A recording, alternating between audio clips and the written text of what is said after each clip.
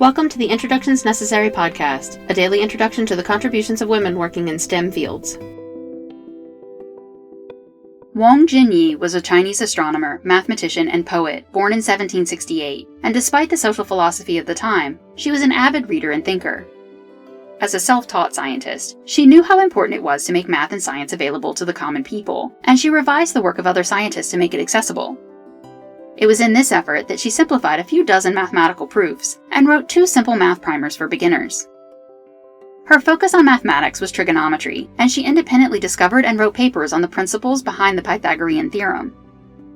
To help people understand that it is gravity that makes it possible for the Earth to be round without them falling off, she wrote a short paper on the topic. One of her most famous demonstrations explored lunar eclipses. By consulting decades of astronomical data, she measured and arranged a round table in the center of a pavilion representing the Earth, a crystal lamp on a cord from the ceiling to represent the sun, and a mirror as the moon.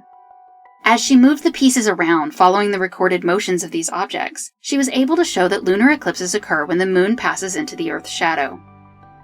Her article, The Explanation of a Lunar Eclipse, shared her analysis of her observations. Beyond her work in math and science, she was also a gifted poet, mostly writing about subjects that were considered traditionally feminine, like scenery or her travels. But a few of her poems were considered to be somewhat subversive, in that they advocated for equality between women and men. She expressed the idea that both had the same desire to learn, so they should be afforded the same opportunities for learning.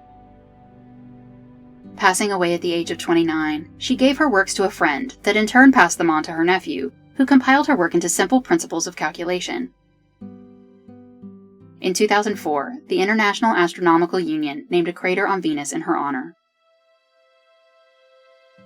Introductions Necessary is a production of 9 Hour Films. Our music was composed by Kristen Baum.